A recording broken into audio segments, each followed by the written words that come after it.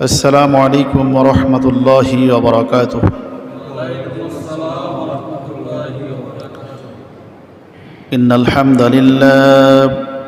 إن الحمد لله نحمده ونستعينه ونستغفره ونؤمن به ونتوكل عليه ونعوذ بالله من شرور أنفسنا ومن سيئات أعمالنا من يهده الله فلا مضل له ومن يضلل فلا هادي له أي فلا تجد له وليا مرشدا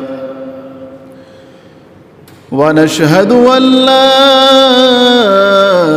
إله إلا الله وحده لا شريك له والذي لا ضد له ولا ند له لا مثل له ولا مثيل له لا وزير له ولا كفيل له لا شبه له ولا شبيه له لا ولد له ولا والد له وهو الواحد الفرد الصمد لم يلد ولم يولد ولم يكن له كفوا أحد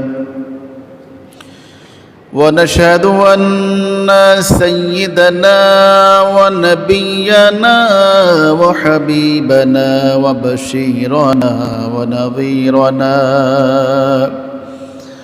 وطبيبنا وطبيب أرواحنا وحبيبنا وحبيب ربنا محمدًا عبد الله ورسوله أرسله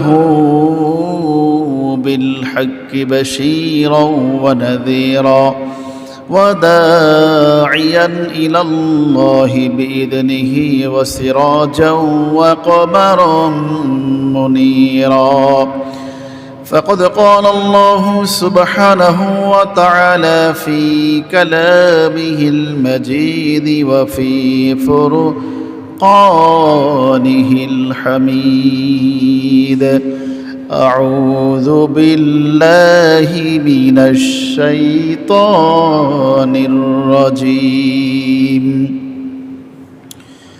بسم الله الرحمن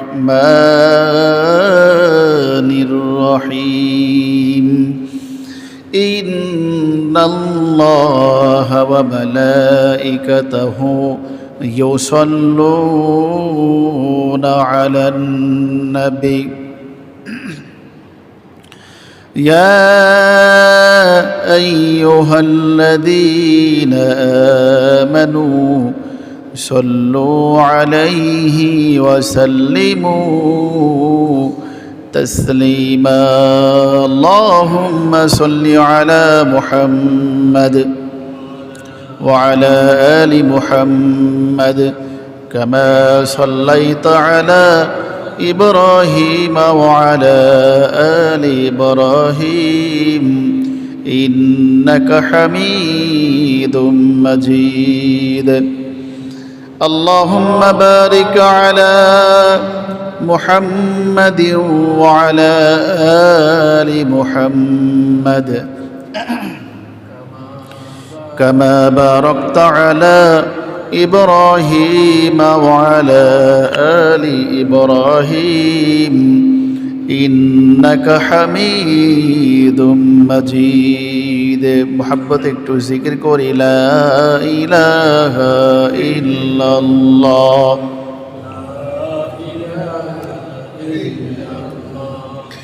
لا إله إلا الله لا إله إلا الله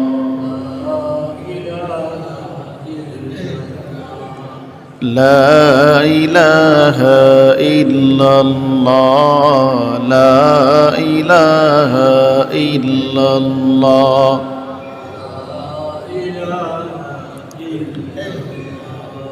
لا إله إلا الله لا إله إلا الله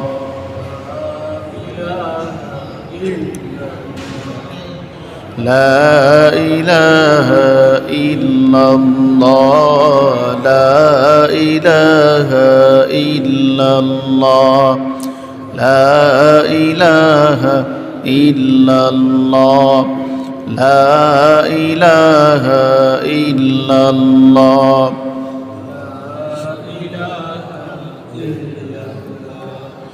لا إله إلا الله لا إله إلا الله لا إله إلا الله মুহাম্মাদুর রাসূলুল্লাহ সাল্লাল্লাহু আলাইহি ওয়াসাল্লাম। আলহামদুলিল্লাহ, আল্লাহ সুবহানাহু ওয়া তাআলার দরবারে আলিশানে লক্ষ কোটি শুকরিয়া ও সুজুদ যে মহান রব্বুল ইজ্জত ওয়াল জালাল আমাদের উপরে অত্যন্ত দয়া করছেন, মায়া করছেন, তার রহমতের চাদরে জড়িয়ে আমাদেরকে এখনো পর্যন্ত হায়াতে জিন্দিগিতে বাঁচিয়ে রেখেছেন। প্রতি জুমার নাই আজকেও সলাতুল জুমা আদায়ের লক্ষ্যে সুন্দর করে গোসল করে পরিপাটি হয়ে সুন্দর পোশাক পরে আগের ভাগের মসজিদে আসার তৌফিক দান করছেন। এই জন্য সেই রব্বে কারিমের দরবারে আমরা প্রাণ ঢালা শুকরিয়া জ্ঞাপন করছি। সবাই একযোগে পড়ছি আলহামদুলিল্লাহ। রব্বানা লাকাল হামদ হামদান কাসীরান তাইয়িবান মুবারাকান ফীহি ইয়া রব্বি লাকাল হামদু কামা ইয়ানবাগি লিজালালি ওয়াজহিকা ওয়া আযীমি সুলতানিকা। আমরা আল্লাহ রব্বুল ইজ্জা ওয়াল জালালের শুকরিয়া জ্ঞাপন করলাম, সাথে সাথে দুরূদ ও সালাম পেশ করছি সেই বিশ্ব মানবতার মুক্তির দিশারি আল্লাহ তাআলার প্রিয় ভাজন তথা কুল কায়নাতের প্রিয় ব্যক্তিত্ব আপনার আমার নবী, পেয়ারা নবী জনাবে মুহাম্মদুর রাসূলুল্লাহ সাল্লাল্লাহু আলাইহি ওয়াসাল্লামের উপর। সম্মানিত সুধী, আল্লাহ রাব্বুল আলামিন আমাদেরকে সৃষ্টি করছেন, সাথে সাথে আল্লাহ তাআলা অগণিত মাখলুক সৃষ্টি করছেন। আল্লাহ তাআলা যে লক্ষ লক্ষ মাখলুকাত সৃষ্টি করছেন,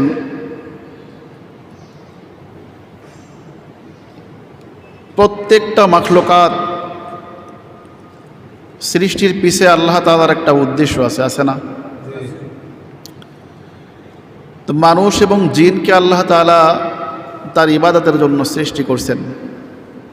আল্লাহ তাআলা বলেন, ওমা খলাকতুল জিন্না ওয়াল ইনসা ইল্লা লিয়াবুদুন। তাফসিরে এসেছে আই লিয়ারিফুন, আমি মানুষ এবং জিনকে সৃষ্টি করছি আমার ইবাদতের জন্য, আমি আল্লাহকে চেনার জন্য, জানার জন্য, মানার জন্য, আমি আল্লাহকে ভালোবাসার জন্য। আর যত মাখলুকাত আমরা দেখি এই সব কিছু আল্লাহ তাআলা এই মানুষ এবং জিনের খেদমতের জন্য সৃষ্টি করছেন। সুবহানাল্লাহ। পৃথিবীতে আরো যত মাখলুকাত দেখেন,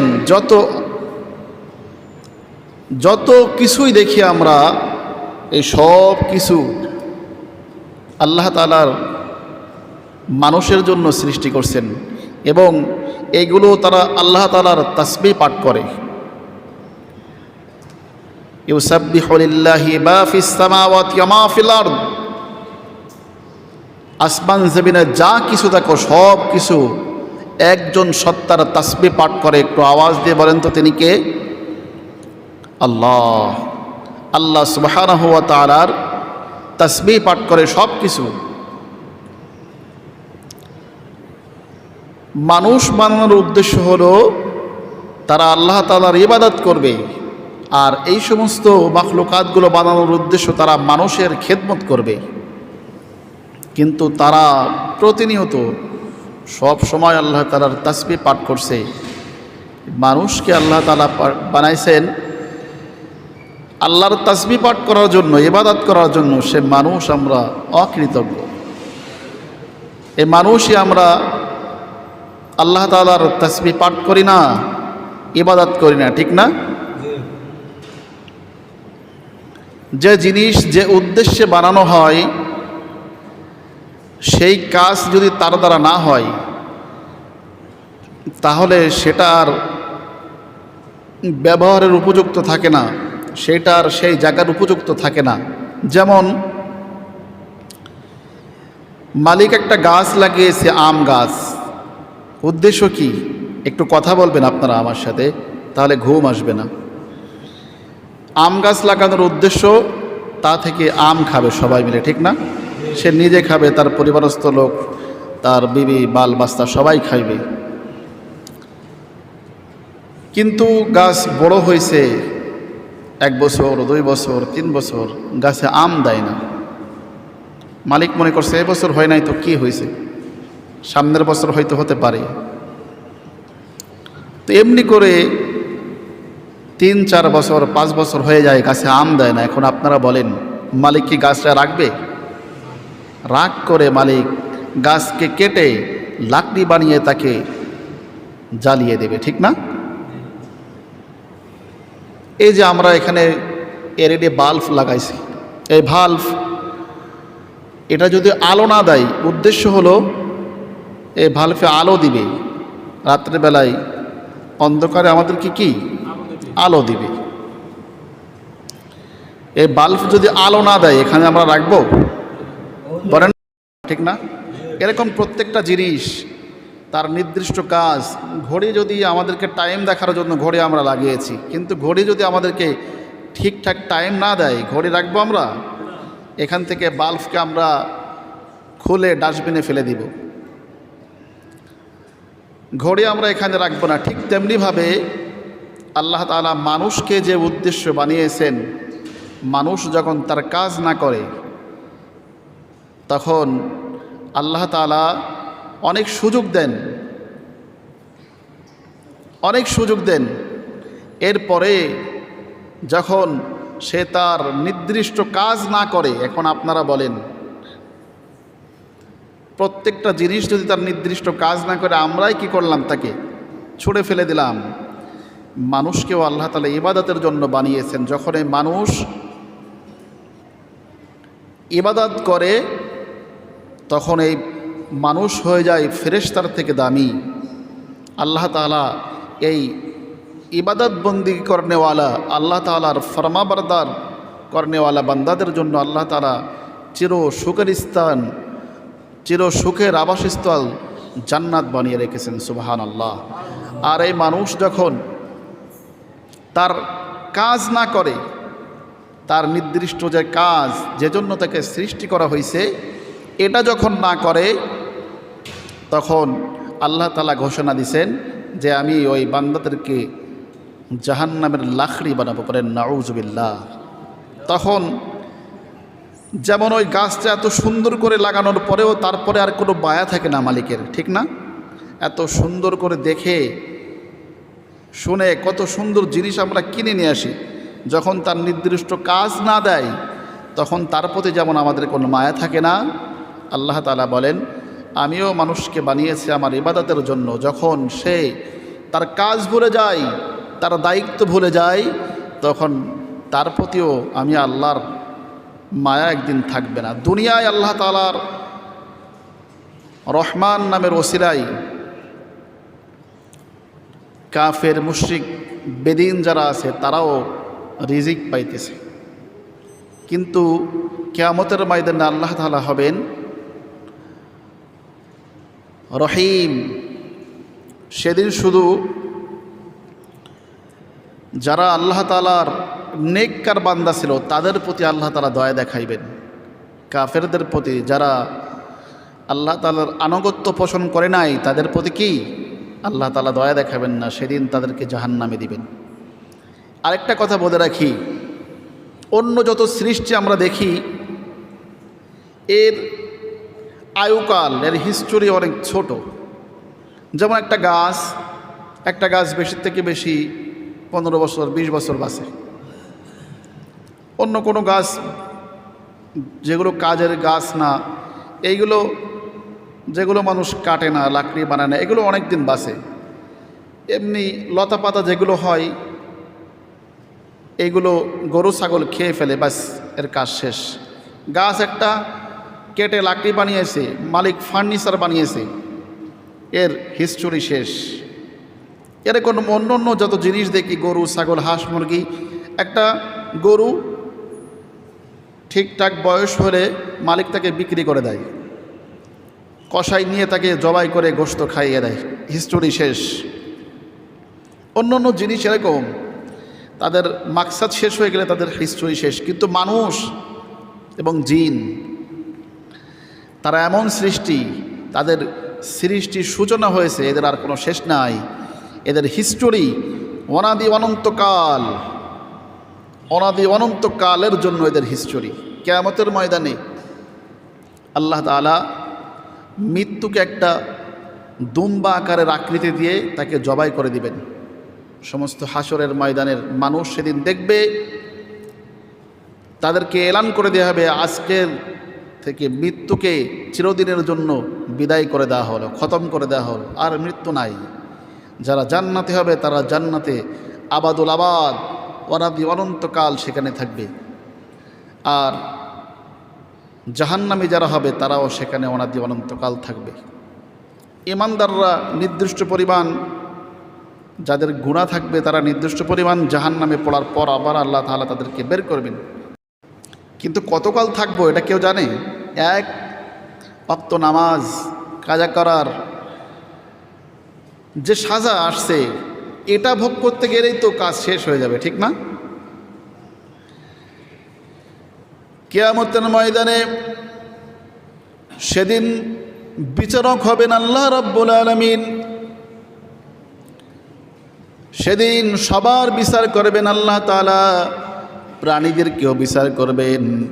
দুনিয়ার বুকে যারা দুর্বল প্রাণী, সবল প্রাণী যাকে আঘাত করেছে, দুনিয়ায় তার শক্তি না থাকার কারণে প্রতিশোধ নিতে পারে নাই, এমন হয় না? একটা গরু দুর্বল আর একটা সবল গরু তাকে আঘাত করছে, সে প্রতিশোধ নিতে পারে নাই।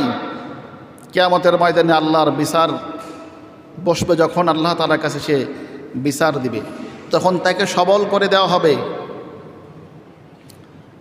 দুর্বলকে সবল করে দেওয়া হবে, আর যে সবল ছিল তাকে দুর্বল করে দেওয়া হবে, সে তাকে প্রতিশোধ নেবে। এরকম প্রত্যেকটা প্রাণী। আর আল্লাহ তাআলা বলবেন কুনতু তুরাবা, মাটি হয়ে যাও, এরা মাটি হয়ে যাবে। এই দৃশ্য দেখে সেদিন যারা বিপদগ্রস্ত হয়ে যাবে, সেই দিন তারা বলবে, হায় হায়, আমরা যদি মাটি হয়ে যেতাম, আফসোস যদি আমরা নিঃশেষ হয়ে যেতাম, মাটি হয়ে যেতাম, তাহলে আমাদের বিচার হতো না। তারা সেদিন বলবে যদি মাটি হয়ে যেতাম। কিন্তু মৃত্যু তো শেষ, মরণ আর হবে না, অনাদি অনন্তকাল। যারা জান্নাতে থাকবে তারা জান্নাত ভোগ করতে থাকবে, আর যারা জাহান্নামে থাকবে তাদের দুর্ভোগ সেদিন কেউ দেখার থাকবে না। এই জন্য আল্লাহ রাব্বুল আলামিন জান্নাতে যাওয়ার উপায় আমাদেরকে বলে দিয়েছেন। কালেমা পড়ার পরেই নামাজ। অপরাধীদেরকে জিজ্ঞাসা করা হবে, জাহান্নামে কেন আসলা? يتساءلون عن المجرمين ما سلككم في سقر قالوا لم نك من المصلين ولم نك نطعم المسكين অপরাধীদেরকে জিজ্ঞাসা করা হবে জাহান্নামে কেন আসলাম, যার কারণে আজকের আমরা জাহান্নামের অধিবাসী। আমরা নামাজ পড়তাম না, ওয়ালাম না নুতঈমুল মিসকিন, আর এতিম মিসকিনদেরকে খানা খাইতে দিতাম না। কিয়ামতের ময়দানে রব্বুল আলামিন বলবেন, আমাকে সিজদা দিয়ে দেখাও। কালামুল্লাহ মাজিদের ভিতরে রব্বুল আলামিন কথাটা জানিয়ে দিয়েছেন। রব্বুল আলামিন বলেন, ইয়াউমা ইউকশাফু আন সাকিন ওয়া ইদআউনা ইলাস সুজুদি ফালা ইস্তাতিউন। সেদিন আল্লাহ রব্বুল আলামিন তার পায়ের এই পিণ্ডটি গোড়াতেই বের করে দিবেন। আল্লাহ তাআলা বলবেন, সিজদা দাও, আমাকে সিজদা দিয়ে দেখাও। দুনিয়ার বুকে যারা আল্লাহ রব্বুল আলামিনকে সিজদা দিতেন তারা অনায়াসে সিজদা দিয়ে দেবে, আর যারা সিজদা দিত না, নামাজ পড়তো না যারা, তাদের পিঠ শক্ত হয়ে যাবে, তারা সিজদা দিতে চাইলেও পারবে না। খাশিয়াতান আবসারুহুম তারহাকুহুম যিল্লাহ ওয়া ক্বাদ কানু ইয়াদউনা ইলাস সুজুদি ওয়া হুম সালিমুন। সেদিন যারা সিজদা দিতে পারবে না, লজ্জায় অপমানে তারা মরিয়া হয়ে যাবে। সেদিন লজ্জায় শরমে সেদিন তাদের অবস্থা খারাপ হয়ে যাবে। কারণ দুনিয়ার বুকে এমন সময় তাদেরকে ডাকা হতো যে সময় তারা সুস্থ ছিল, সালিমুন, নিরাপদে ছিল।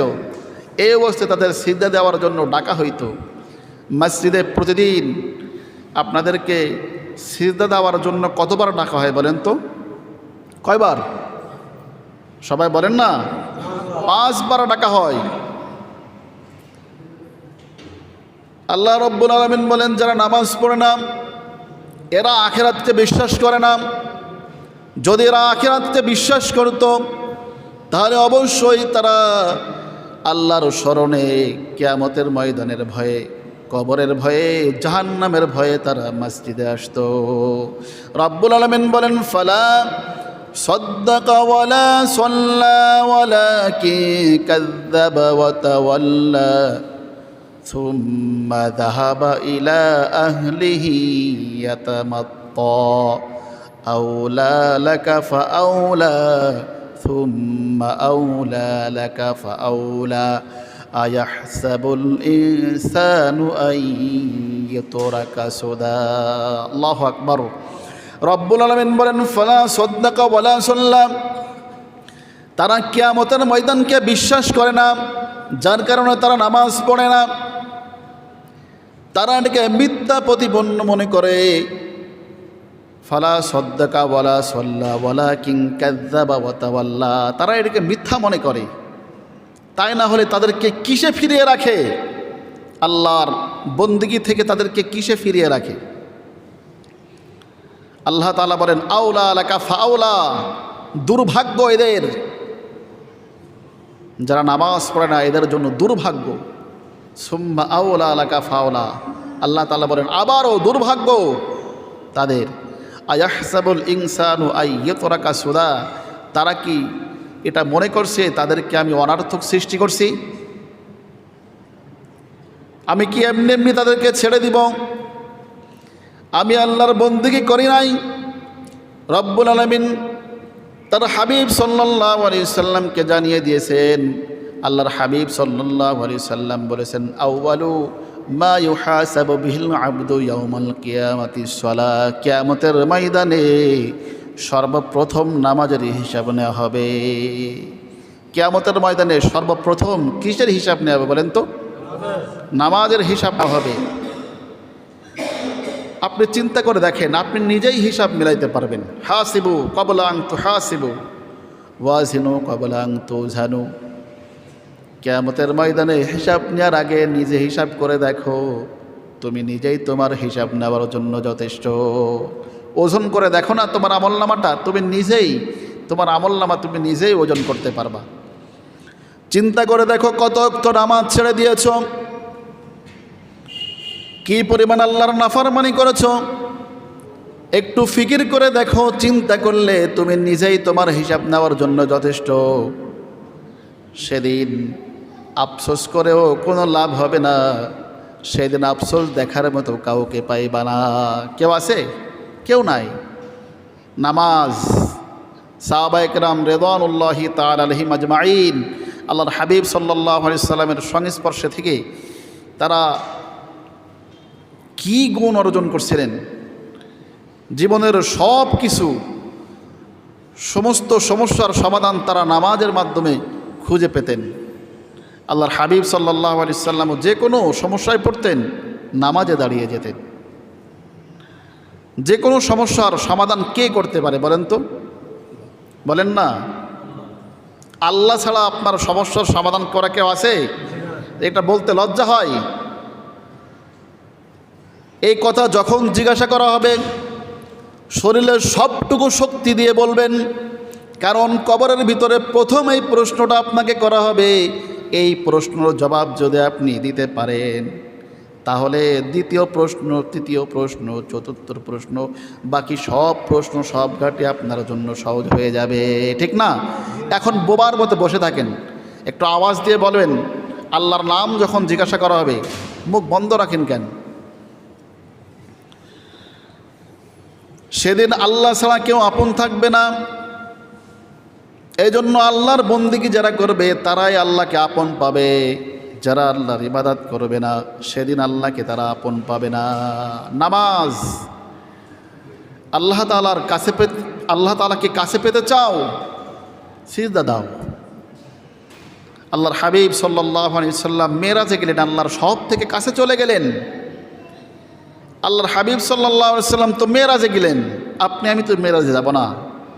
দয়ার নবী, মায়ার নবী আপনারা আমার জন্য মেরাজের ব্যবস্থা করে দিলেন। নামাজে যখন বান্দা আল্লাহর সিজদা দেয়, আল্লাহর কুদরতে পায়, যখন বান্দা সিজদায় লুটিয়ে পড়ে, তখন বান্দা আল্লাহর সব থেকে কাছে চলে যায়। সুবহানাল্লাহ। আল্লাহ তাআলা বলেন, ওয়াসজুদু ওয়াকতারিব, আমি আল্লাহর কাছে আসতে চাও, সিজদা দাও, কাছে চলে আসো। এর বলে আল্লাহর হাবিব সাল্লাল্লাহু আলাইহি সাল্লাম বলেন, আকরাবু মা ইয়াকুনুল আবদু মির রাব্বিহি ওয়া হুয়া সাজিদ ফাকসিরু দুআ। বান্দা যখন নামাজের ভিতরে সিজদা দেয়, বান্দা তখন আল্লাহর সব থেকে কাছে চলে যায়। এই জন্য সিজদায় গিয়ে তোমরা বেশি বেশি দোয়া করো। কি লাগবে তোমার? আল্লাহ তোমার সামনে হাজির, যিনি সব কিছু দিতে পারেন, তাকে বলো। সিজদায় গিয়ে বেশি বেশি দোয়া করো। আল্লাহর হাবিব সাল্লাল্লাহু আলাইহি ওয়াসাল্লামের কাছে একজন সাহাবী জিজ্ঞাসা করেন, ইয়া রাসূলুল্লাহ, বান্দা সব থেকে আল্লাহর কাছে কখন চলে যায়? আল্লাহর হাবিব সাল্লাল্লাহু আলাইহি ওয়াসাল্লাম বললেন, বান্দা যখন সিজদায় যায়, নামাজে যখন সিজদায় চলে যায়, বান্দা সব থেকে আল্লাহর কাছে চলে যায়। লা হিজাবা বাইনাহু ওয়া বাইনাল্লাহ, বান্দার আল্লাহর মাঝে তখন কোনো পর্দা থাকে না। সুবহানাল্লাহ। আপনার হৃদয়ে কি ব্যথা, কি সমস্যা, আপনার কি প্রয়োজন, কত টেনশন নিয়ে ঘোরেন, কত সমস্যা নিয়ে দাঁড়ে দাঁড়ে আপনি ঘোরেন, কত রকম চিন্তা, কত রকম প্রেশার আপনার ভিতরে। আহারে, এমন রব আপনি পেয়েছেন যে রবের কুদরতে পায়ে সিজদা দিয়ে আপনি আর আপনার রবের ভিতরে কোনো পর্দা নাই। চান না আল্লাহর কাছে মনের সব আকুতি ঢেলে দেন। পৃথিবীর কাকে আপনি বলবেন আপনার সমস্যা কেউ সমাধান করতে পারবে? যত বড় বিপদে আপনি পড়েন, আপনি আল্লাহকে স্মরণ করেন, আল্লাহ রাব্বুল আলামিনকে আপনি স্মরণ করবেন, সঙ্গে সঙ্গে আল্লাহ রাব্বুল আলামিনকে আপনি কাছে পাবেন।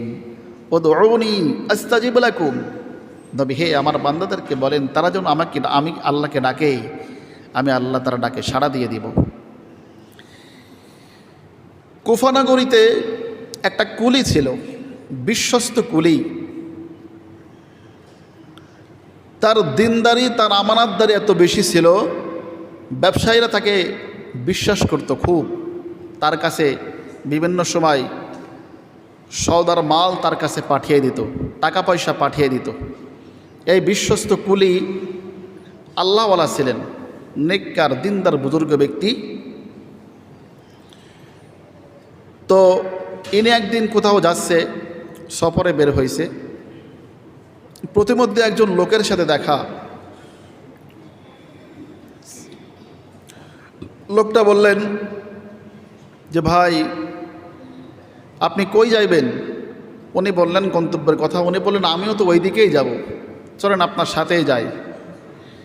তো কুলি বেচারার কাছে খচ্চর ছিল, উনি খচ্চরের পিঠে, উনি বলতেছেন যে ভাই হেঁটে তো আমার কষ্ট হয়ে যায়, আমি আপনাকে 1 দিনার দিই, আপনি আমাকে খচ্চরে উঠিয়ে নেন। কুলি বেচারা সাদা সিধা মানুষ, ওনাকে খচ্চরের পিঠে উঠিয়ে নিয়েছে।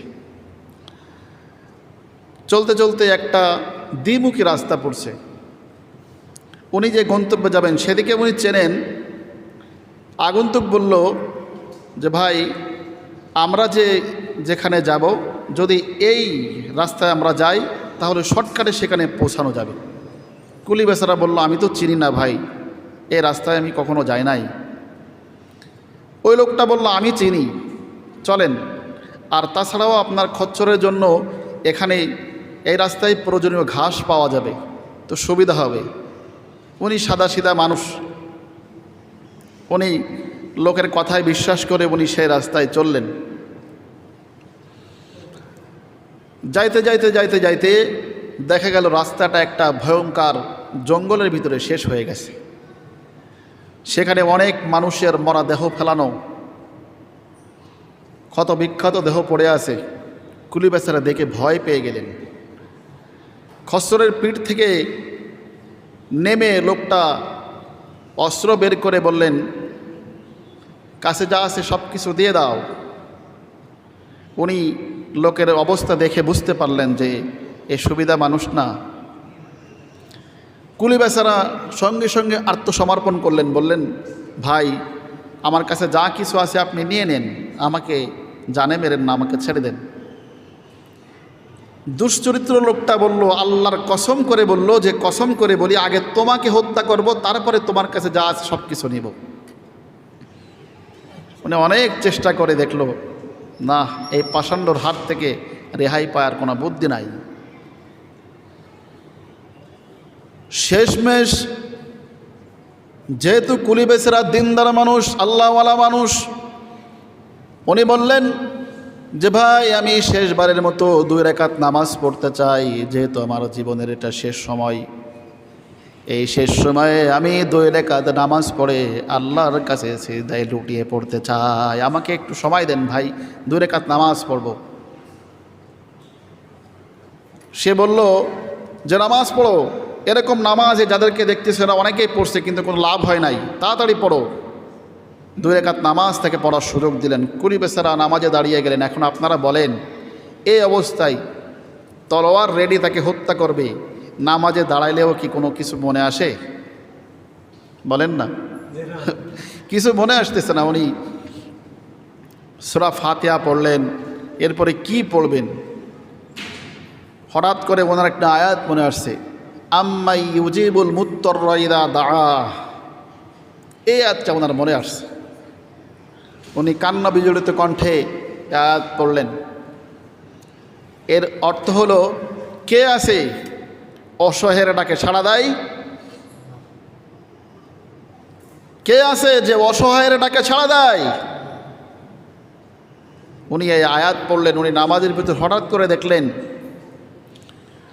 সুন্দর পোশাক পরা সুশ্রী একজন যুবক ঘোড়ার পিঠে উঠে এসে তলোয়ার বের করে ওই পাষাণ্ড হৃদয়কে তলোয়ারের আঘাতে মেরে ফেললেন, হত্যা করলেন। সঙ্গে সঙ্গে ওই লাশে আগুন ধরে গেল, আগুনে জ্বলে পড়ে ভস্ম হয়ে গেল লাশটা। নামাজের ভিতরে এই দৃশ্য দেখে কুলি বেচারা আবেগ আপ্লুত হয়ে পড়লেন। উনি আল্লাহর শুকরিয়া আদায় করলেন। নামাজ শেষ করে দৌড়ে গেলেন লোকটার কাছে। উনি বললেন ভাই আপনি কে? আমার এই বিপদের সময় আপনি চলে আসছেন, আর আপনি কি করে বুঝলেন যে আমি বিপদে পড়ছি? তখন তিনি বললেন আমি হলো আপনি যে আয়াত পড়ছেন এই আয়াতের গোলাম, আমি হলো আম্মা ইউজিবুল মুত্তাররা এই আয়াতের গোলাম। আল্লাহ তাআলা আমাকে পাঠিয়েছেন আপনার বিপদে। পড়েন সুবহানাল্লাহ।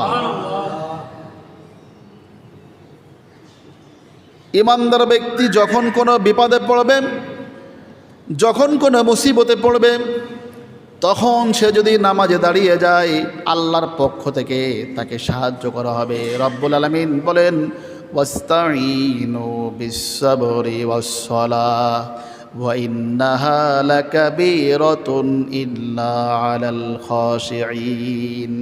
তোমরা নামাজ এবং ধৈর্যের মাধ্যমে আমি আল্লাহর কাছে সাহায্য প্রার্থনা করো। এটা বড় কঠিন। বিপদের সময় নামাজের মাধ্যমে এবং ধৈর্যের সাথে আল্লাহ তাআলার কাছে সাহায্য প্রার্থনা করা বড় কঠিন, কিন্তু যারা নেককার বান্দা, যারা বিনয়ী ব্যক্তি, তাদের জন্য কঠিন না।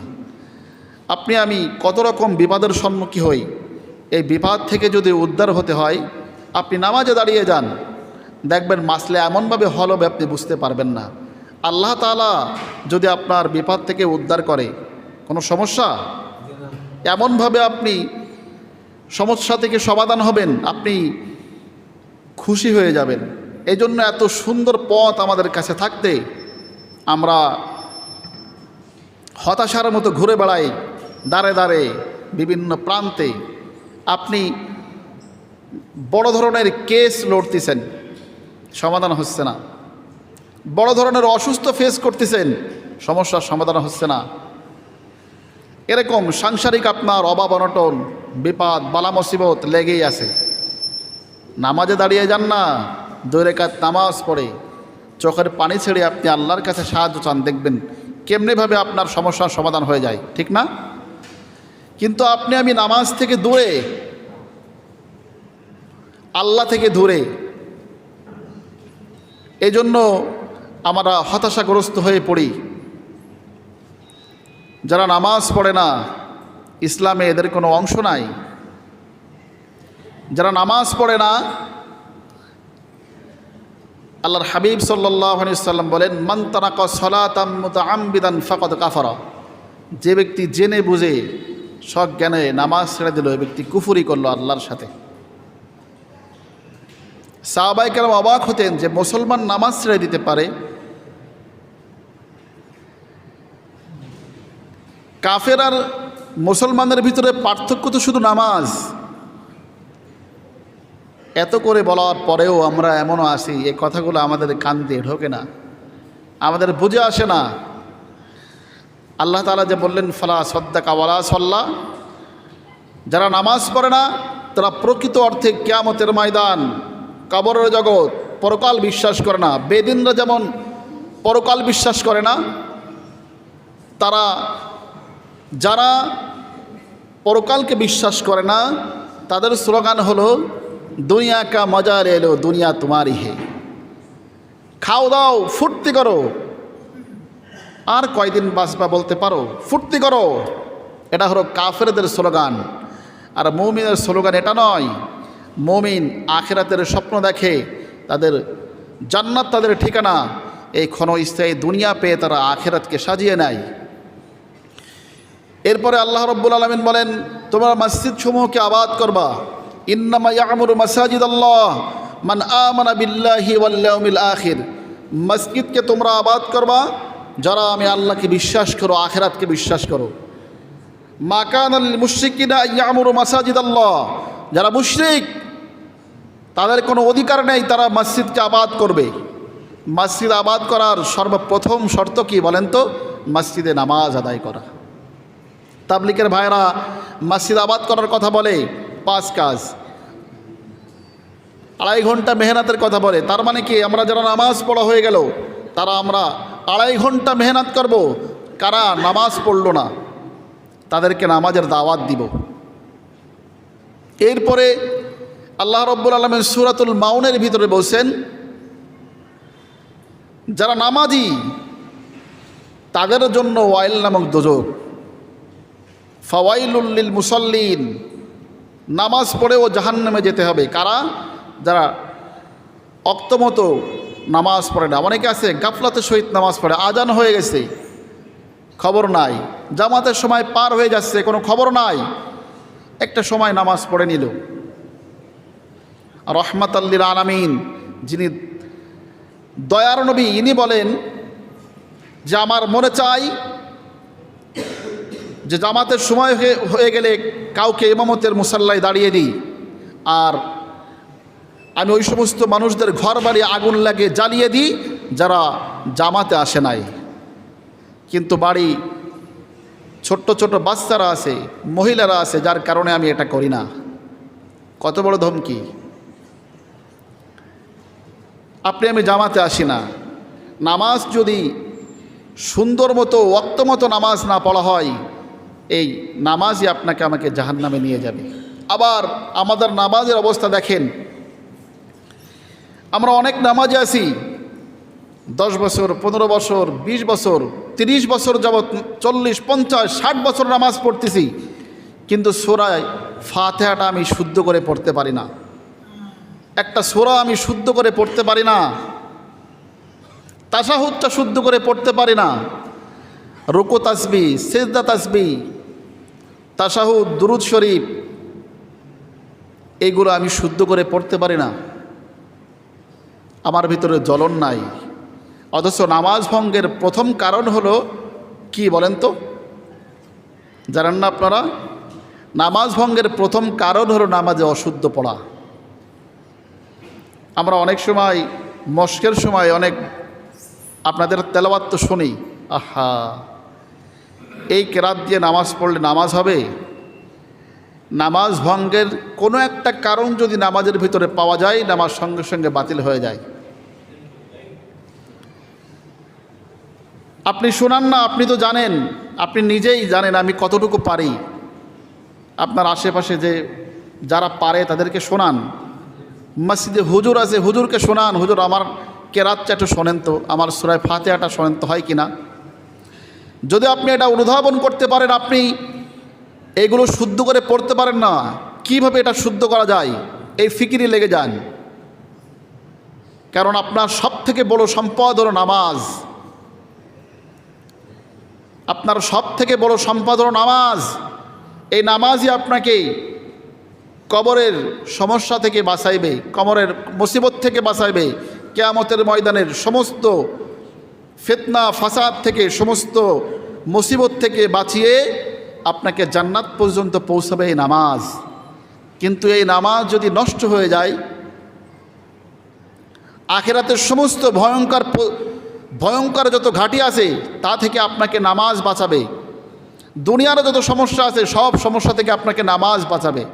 কিন্তু যে নামাজ আপনার একটা পোড়া রুটির ব্যবস্থা করতে পারে না, আপনি কি ভাবতে পারেন এই নামাজে আপনাকে এত বড় কঠিন বিপদ থেকে বাঁচাবে? কোনো ফিকির নাই, কোনো চিন্তা নাই। আল্লাহ তাআলা আমাদের কত সুযোগ করে দিছেন, কত সুন্দর ব্যবস্থা করে দিছেন। যারা বয়স্ক হয়ে গেছো, মাদ্রাসায় পড়ার সময় নাই, লজ্জা লাগে মাদ্রাসায় যাইতে, আসলে তো শিক্ষার কোনো বয়স নাই, তারপরেও এত বড় হয়ে গেছে, এখন মাদ্রাসায় কি করে যায়, তাদের জন্য আল্লাহ তাআলা কত সুন্দর ব্যবস্থা করে দিচ্ছেন। দাওয়াত ও তাবলীগের মেহনত, তাবলীগে চলে যান 3 দিনের জন্য, যে নামাজ শিখে আসেন সুন্দর করে। আপনার জীবনের সমস্ত সমস্যার সমাধান দেখবেন নামাজে আপনি খুঁজে পাবেন। কতদিন ধরে হয়ে যায় আপনি নামাজ শিখছেন না। এই নামাজ আপনাকে কিভাবে বাঁচাবে দুনিয়ার সমস্যা থেকে, আখিরাতের সমস্যা থেকে? হ্যাঁ, যারা এই অনুধাবন শক্তি আসছে আমি পারি না, শেখার চেষ্টা করতেছেন, আবার নামাজ পড়তেছেন, কান্না করতেছেন, দোয়া করতেছেন, আল্লাহ তাআলা এই ভিতরের জ্বলন থাকার কারণে আপনার নামাজ কবুল করবে। তবে শর্ত, আপনি চেষ্টা করতেছেন, কিন্তু আপনি চেষ্টা করতেছেন না, ফিকির নাই, বেফিকির, গাফেল, কি হবে আপনার অবস্থা? একটু ফিকির করে দেখি না, আপনি তো এক্ষুনি একটু পরেই চলে যাবেন, আপনার কাপড় দোকানে চলে আসেছে, খবর নাই। এই জন্য সম্মানিত মুসাল্লি ভাই ও বাবারা, আমি একটু চিন্তা করব, আমার নামাজ যদি ঠিক হয়ে যায়, আল্লাহ তাআলা এর উপরে প্রতিশ্রুতি দিয়েছেন, নামাজটা যদি সুন্দর করে ঠিকঠাকভাবে সময় মতো আদায় করতে পারো, এই নামাজের কারণেই তোমার জান্নাতের ফায়সালা হয়ে যাবে। সুবহানাল্লাহ। তো এই নামাজ শিখতে হবে।